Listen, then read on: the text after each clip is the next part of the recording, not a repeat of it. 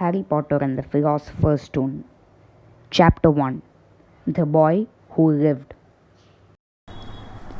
Mr. and Mrs. Dursley of number 4 Privet Drive were proud to say that they were perfectly normal. Thank you very much. They were the last people you'd expect to be involved in anything strange or mysterious because they just didn't hold with such nonsense. Mr. Dursley was the director of a firm called Cunnings, which made drills. He was a big, beefy man with hardly any neck, although he did have a very large moustache. Mrs. Dursley was thin and blonde and had nearly twice the amount of usual neck, which came in very useful as she spent so much of her time craning over garden fences, spying on the neighbors. The Dursleys had a small son called Dudley, and in their opinion there was no finer boy anywhere. The Dursleys had everything they wanted, but they also had a secret, and their greatest fear was that somebody would discover it, and they didn't think they could bear it if anyone found out that the Potters. Mrs. Potter was Mrs. Dursley's sister, but they hadn't met for several years. In fact, Mrs. Dursley pretended she didn't have a sister because her sister and her good-for-nothing husband were as un-Dursleyish as it was possible to be. The Dursleys shuddered to think what the neighbors would say if the Potters arrived in the street. The Dursleys knew that the Potters had a small son too, but they had never seen him. This boy was another good reason for keeping the Potters away. They didn't want Dudley mixing with a child like that. When Mr. and Mrs. Dursley woke up on the dull, grey Tuesday, our story starts. There was nothing about the cloudy sky outside to suggest that strange and mysterious things would soon be happening all over the country. Mr. Dursley hummed as he picked out his most boring tie for work, and Mrs. Dursley gossiped away happily as she wrestled a screaming Dudley into his high chair. None of them noticed a large, tawny owl flutter past the window. At 8:30, Mr. Dursley picked up his briefcase, pecked Mrs. Dursley on the cheek, and tried to kiss Dudley goodbye but missed because Dudley was now having a tantrum and throwing a cereal at the walls. "Little tyke," chortled Mr. Dursley as he left the house. He got into his car and backed out of number 4's drive. It was on the corner of the street that he noticed the first sign of something peculiar: a cat reading a map. For a second, Mr. Dursley didn't realize what he had seen. Then he jerked his head around to look again. There was a tabby cat standing on the corner of Privet Drive, but there wasn't a map in sight. What could he have been thinking of? It must have been a trick of the light. Mr. Dursley blinked and stared at the cat. It stared back. As Mr. Dursley drove around the corner and up the road, he watched the cat in his mirror. It was now reading the sign that said Privet Drive. No, looking at the sign. Cats couldn't read maps or signs. Mr. Dursley gave himself a little shake and put the cat out of his mind. As he drove towards the town, he thought of nothing except a large order of drills he was hoping to get that day. But on the edge of town, drills were driven out of his mind by something else. As he sat in the usual morning traffic jam, he couldn't help noticing that there seemed to be a lot of strangely dressed people about, people in cloaks. Mr. Dursley couldn't bear people who dressed in funny clothes, the get-ups you saw on young people. He supposed this was some stupid new fashion. He drummed his fingers on the steering wheel, and his eyes fell on a huddle of these weirdos standing quite close by. They were whispering excitedly together. Mr. Dursley was enraged to see that a couple of them weren't young at all. Why, that man had to be older than he was and was wearing an emerald green cloak. The nerve of him. But then it struck Mr. Dursley that this was probably some silly stunt. These people were obviously collecting for something. Yes, that would be it. The traffic moved on, and after a few minutes later, Mr. Dursley arrived at the Grunnings car park, his mind back on drills. Mr. Dursley always sat with his back to the window in his office on the 9th floor. If he hadn't, he might have found out it harder to concentrate on drills that morning. He hadn't seen the owls swooping past in broad daylight, though people down in the street did. They pointed and gazed open-mouthed as owl after owl sped overhead. Most of them had never seen an owl, even at night time. Mr. Dursley, however, had a perfectly normal, owl-free morning. He yelled at 5 different people, he made several important telephone calls and shouted a bit more. He was in a very good mood until lunchtime, when he thought he'd stretch his legs and walk across the road to buy himself a bun from the baker's opposite. He'd forgotten all about the people in cloaks until he passed a group of them next to the baker's. He eyed them angrily as he passed. He didn't know why, but they made him uneasy. This lot were whispering excitedly too, and he couldn't see a single collecting tin. It was on his way back past them, clutching a large doughnut in his bag, that he caught a few words of what they were saying. The Potters, that's right. That's what I heard. Yes, their son, Harry. Mr. Dursley stopped dead. Fear flooded him. He looked back at the whisperers as if he wanted to say something to them but thought better of it. He dashed back across the road, hurried up to his office, snapped at his secretary not to disturb him, seized his telephone and had almost finished dialing his home number when he changed his mind. He put the receiver back down and stroked his mustache, thinking, no. He was being stupid. Potter wasn't such an unusual name. He was sure there were lots of people called Potter who had a son called Harry. Come to think of it, he wasn't even sure his nephew was called Harry. He had never seen the boy. It might have been Harvey or Harold. There was no point in worrying Mrs. Dursley. She always goes upset at any mention of her sister. He didn't blame her if he'd a sister like that, but all the same, those people in cloaks. He found it a lot harder to concentrate on drills that afternoon. And when he left the building at 5 o'clock, he was still so worried that he walked straight into someone just outside the door. Sorry, he grunted, as the tiny old man stumbled and almost fell. It was a few seconds before Mr. Dursley realized that the man was wearing a violet cloak. He didn't seem at all upset at being knocked to the ground. On the contrary, his face split into a wide smile and said in a squeaky voice that made passers-by stare, Don't be sorry, my dear sir, for nothing could upset me today. Rejoice, for you know who has gone at last. Even muggles like yourself should be celebrating this happy, happy day. And the old man hugged Mr. Dursley around the middle and walked off. Mr. Dursley stood rooted to the spot. He had been hugged by a complete stranger. He also thought he had been called a muggle, whatever that was. He was rattled. He hurried to his car and set off home, hoping he was imagining things which he had never hoped before, because he didn't approve of imagination.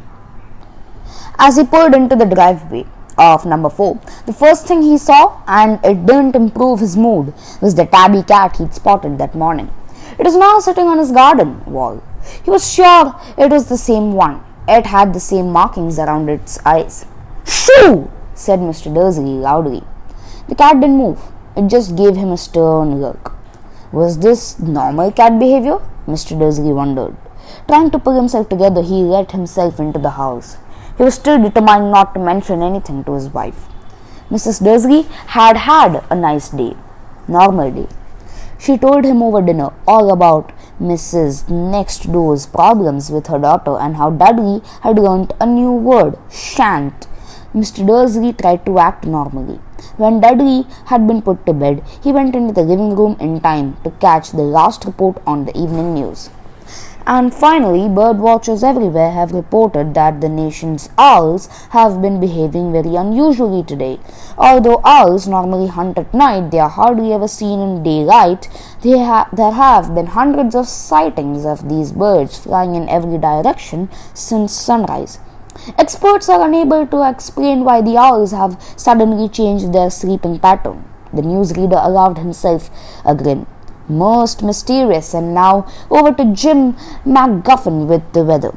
Going to be any more showers of owls tonight, Jim? Well, Ted, said the weatherman, I don't know about that, but it's not only the owls that have been acting oddly today. Viewers as far apart as Kent, Yorkshire and Dundee have been phoning in to tell me that instead of the rain I promised yesterday, they've had a downpour of shooting stars. Perhaps people have been celebrating bonfire night early. It's not until next week, folks, but I can promise a wet night today. Mr. Dursley sat frozen in his armchair. Shooting stars all over Britain? owls flying by daylight, mysterious people in cloaks all over the place, and a whisper about the Potters. Mrs. Dursley came into the living room carrying 2 cups of tea. It was no good. He'd have to say something to her. He cleared his throat nervously. Petunia, dear, you haven't heard from your sister lately, have you? As he had expected, Mrs. Dursley looked shocked and angry.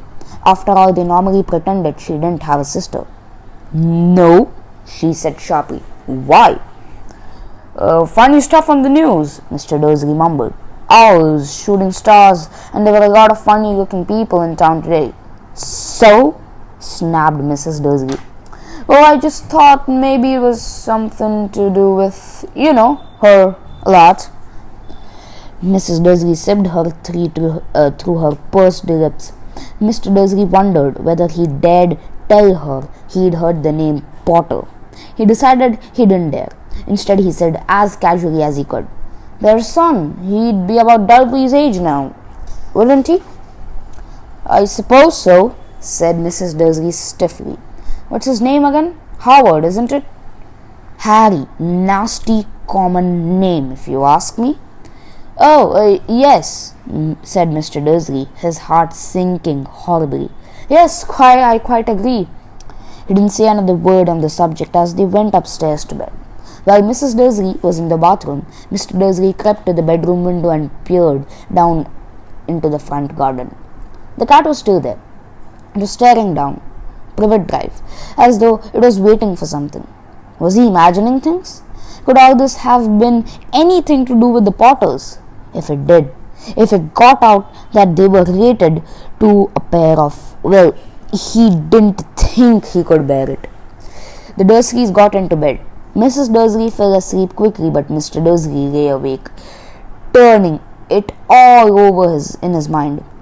His last comforting thought before he fell asleep was that even if the Potters were involved, there was no reason for them to come near him and Mrs. Dursley. The Potters knew very well what he and Petunia thought about them and their kind. He couldn't see how he and Petunia could get mixed up in anything that might be going on. He yawned and turned over. It couldn't affect them. How very wrong he was. Mr. Dursley might have been drifting into an uneasy sleep, but the cat on the wall outside was showing no sign of sleepiness. It was sitting as still as a statue, its eyes fixed unblinkingly on the far corner of Privet Drive. It didn't so much as quiver when a car door slammed in the next street, nor when 2 owls swooped overhead. In fact, it was nearly midnight before the cat moved at all. A man appeared on the corner. The cat had been watching. Appeared so suddenly and silently, you would have thought he just popped out of the ground. The cat's tail twitched and its eyes narrowed. Nothing like this man had ever been seen in Privet Drive. He was tall, thin, and very old, judging by the silver of his hair and beard, which were both long enough to tuck into his belt. He was wearing long robes, a purple cloak which swept the ground, and high-heeled buckled boots. His blue eyes were light, bright, and sparkling behind the half-moon spectacles, and his nose was very long and crooked, as though it had been broken at least twice. This man's name was Albus Dumbledore. Albus Dumbledore didn't seem to realize that he had just arrived in a street where everything from his name to his boots was unwelcome. He was busy rummaging in his cloak, looking for something. But he did seem to realize he was being watched, because he looked up suddenly at the cat, which was still staring at him from the other end of the street. For some reason, the sight of the cat seemed to amuse him. He chuckled and muttered, I should have known. He had found what he was looking for inside his pocket. It seemed to be a silver cigarette lighter. He flicked it open, held it up in the air, and clicked it. The nearest street lamp went out with a little pop. He clicked it again. The next lamp flickered into darkness. 12 times he clicked the put outer until the only lights left in the whole street were 2 tiny pinpricks in the distance, which were the eyes of the cat watching him. If anyone looked out of their window now, even the beady-eyed Mrs. Dursley, they wouldn't be able to see anything that was happening down on the pavement. Dumbledore slipped the put-outer back inside his cloak and set off down the street towards number 4, where he sat down on the wall next to the cat. He didn't look at it, but after a moment he spoke to it. "Fancy seeing you here, Professor McGonagall." He turned to smile at the tabby, but it had gone. Instead was a smiling at a rather severe-looking woman who was wearing square glasses exactly the shape of the markings the cat had around its eyes. She too was wearing a cloak, an emerald one. Her black hair was drawn into a tight bun. She looked distinctly ruffled. "How did you know it's me?" she asked. "My dear Professor, I've never seen a cat sit so stiffly." "You'd be stiff if you'd been sitting on a brick wall all day," said Professor McGonagall. "All day? When you could have been celebrating? I must have passed a dozen feasts and parties on my way here." Professor McGonagall sniffed angrily. "Oh yes, everyone's celebrating, all right," she said impatiently. "You'd think they'd be a bit more careful, but no, even the muggles have noticed something's going on. It was on the news." She jerked her head back at the Dursleys' dark living room window. "I heard it. Flocks of owls, shooting stars. Well, they are not completely stupid. They were bound to notice something. Shooting stars down in Kent. I'll bet that was Dedalus Diggle. He never had much sense." "You can't blame him," said Dumbledore gently. "We've had precious little to celebrate for 11 years. "I know that," said Professor McGonagall irritably. "But there's no reason to lose our heads. People are being downright careless, out on the streets in broad daylight, not even dressed in muggle clothes, swapping humours."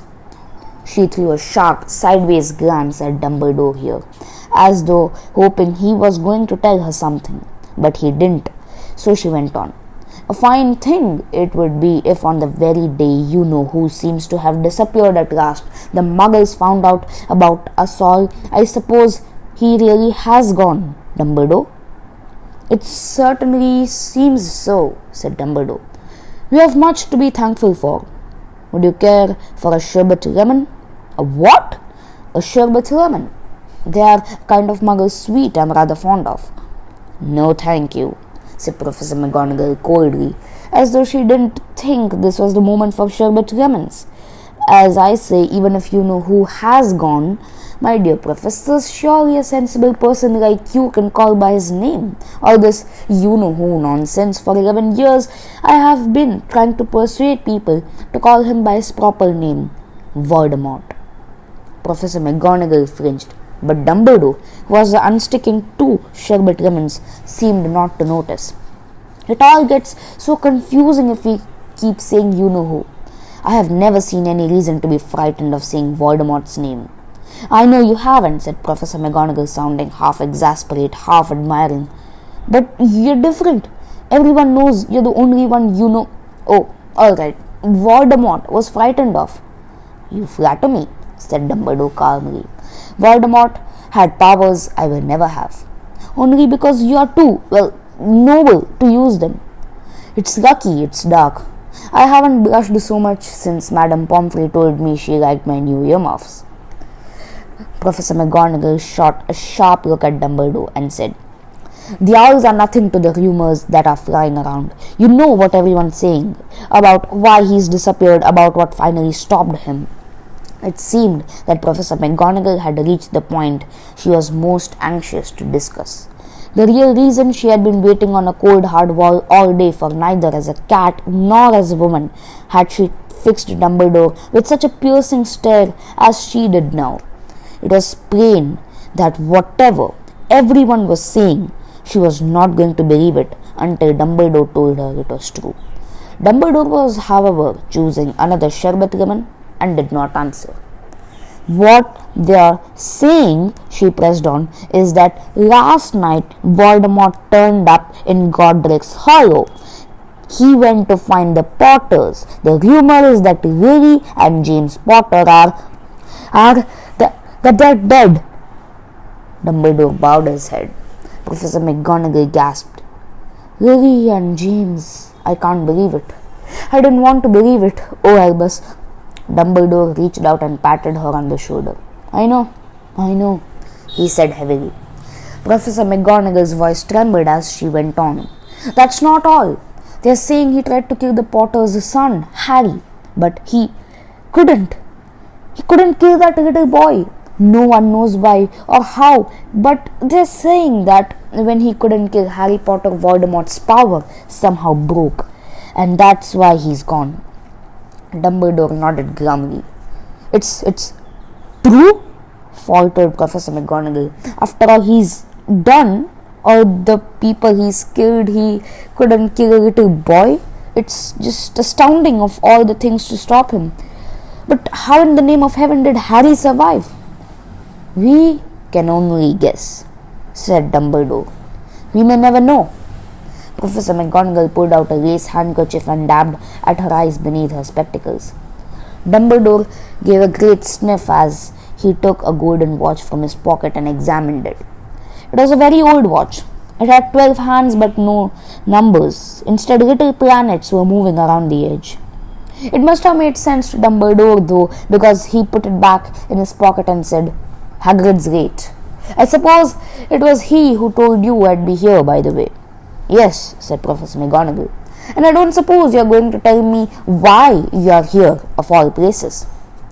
I've come to bring Harry to his aunt and uncle. They are the only family he has left now. You don't mean, you can't mean the people who live here, cried Professor McGonagall, jumping to her feet and pointing at number 4. Dumbledore, you can't. I've been watching them all day. You couldn't find 2 people who are less like us, and they've got this son. I saw him taking his mother all the way up the street screaming for sweets. Harry Potter, come and live here. It's the best place for him, said Dumbledore firmly. His aunt and uncle will be able to explain everything to him when he's older. I have written them a letter. A letter? Repeated Professor McGonagall faintly, sitting back down on the wall. Really, Dumbledore, you think you can explain all this in a letter? These people will never understand him. He'll be famous, a legend. I wouldn't be surprised if today he was known as Harry Potter. Day in the future, there will be books written about Harry. Every child in our world will know his name. Exactly, said Dumbledore, looking very seriously over the top of his half-moon glasses. It would be enough to turn any boy's head. Famous before he can walk and talk. Famous for something he won't even remember. Can't you see how much better off he'll be growing up away from all that until he's ready to take it? Professor McGonagall opened her mouth, changed her mind, swallowed, and then said, Yes, you're right, of course. But how's the boy getting here, Dumbledore? She eyed his cloak suddenly as though she thought he might be hiding Harry underneath it. Hagrid's bringing him. You think it is wise to trust Hagrid with something as important as this? I would trust Hagrid with my life, said Dumbledore. I'm not saying his heart isn't in the right place, said Professor McGonagall grudgingly, but you can't pretend he's not careless. He does tend to. What was that? A low rumbling sound had broken the silence around them. It grew steadily louder as they looked up and down the street for some sign of a headlight. It swelled to a roar as they both looked up at the sky, and a huge motorbike fell out of the air and landed on the road in front of them. If the motorbike was huge, it was nothing to the man still sitting astride it. He was almost twice as normal. He was twice as tall as a normal man and at least 5 times as wide. He looked simply too big to be allowed, and so wide, long tangles of bushy black hair and his beard hid most of his face. He had hands the size of dustbin lids, and his feet, even in their leather boots, were like baby dolphins. His vast muscular arms, he was holding a bundle of blankets. Hagrid, said Dumbledore, looking relieved. At last! And where did you get that motorbike? Borrowed it, Professor Dumbledore, sir, said the giant, climbing carefully off the motorbike as he spoke. Young Sirius Black lent it to me. I got him, sir. No problems were there? No, sir. House was almost destroyed, but I got him out all the right before the muggles started swarming around him. He fell asleep as if he was flying over Bristol. Dumbledore and Professor McGonagall bent forward over the bundle of blankets. Inside, just visible, was a baby boy, fast asleep. Under a tuft of jet black hair over his forehead, they could see a curiously shaped cut like a bolt of lightning. Is that where? Whispered Professor McGonagall. Yes, he'll have that scar forever. Couldn't you do something about it, Dumbledore? Even if I could, I wouldn't. Scars can come in useful. I have one myself above my left knee, which is a perfect map of the London Underground. We'll give him here, Hagrid. We'd better get over with this. Dumbledore took Harry in his arms and turned towards the Dursleys' house. Could I say goodbye to him, sir? Asked Hagrid. He bent his great shaggy head over Harry and gave him what must have been a very scratchy, whiskery kiss. Then suddenly Hagrid let out a howl like a wounded dog. Shh! Hissed Professor McGonagall. You'll wake the muggles! Sorry, sobbed Hagrid, taking out a large spotted handkerchief and burying his face in it. But I can't stand it. Lily and James dead, and poor little Harry off to live with muggles. Yes, it's all very sad. But get a grip on yourself, Hagrid, or we'll be found, said Professor McGonagall, whispering, panting. Hagrid gingerly on the arm as Dumbledore stepped over the low garden wall and walked to the front door. He laid Harry gently on the doorstep. He took a letter out of his cloak, tucked it inside Harry's blankets, and then came back to the other two. For a full minute, the three of them stood and looked at the little bundle. Hagrid's shoulders shook. Professor McGonagall blinked furiously, and the twinkling light that usually shone from Dumbledore's eyes seemed to have gone out. Well, said Dumbledore finally, that's that. We have no business staying here. We may as well go and join the celebrations. Yeah, said Hagrid in a very muffled voice. I'd best get this bike away. Good night, Professor McGonagall, Professor Dumbledore, sir, wiping his streaming eyes on his jacket sleeve. Hagrid swung himself onto the motorbike and kicked the engine into life. With a roar, it rose into the air and off into the night. I shall see you soon, I expect, Professor McGonagall, said Dumbledore, nodding to her. Professor McGonagall blew her nose in reply. Dumbledore turned and walked back down the street. On the corner he stopped and took out the silver put-outer. He clicked it once, and 12 balls of light sped back to their street lamps, so that Privet Drive glowed suddenly orange, and he could make out a tabby cat slinking around the corner at the other end of the street. He could just see the bundle of blankets on step of number 4. Good luck, Harry, he murmured. He turned on his heel, and with a swish of his cloak he was gone. A breeze ruffled the neat hedges of Privet Drive, which lay silent and tidy under the inky sky, the very last place you would expect astonishing things to happen. Harry Potter rolled over inside his blankets without waking up. One small hand closed on the letter beside him, and he slept on, not knowing he was special, not knowing he was famous, not knowing he would be woken in a few hours' time by Mrs. Dursley's scream as she opened the front door to put out the milk bottles, nor that he would spend the next few weeks being prodded and pinched by his cousin Dudley. He couldn't know that at this very moment, people meeting in secret all over the country were holding up their glasses and saying in hushed voices, "To Harry Potter, the boy who lived."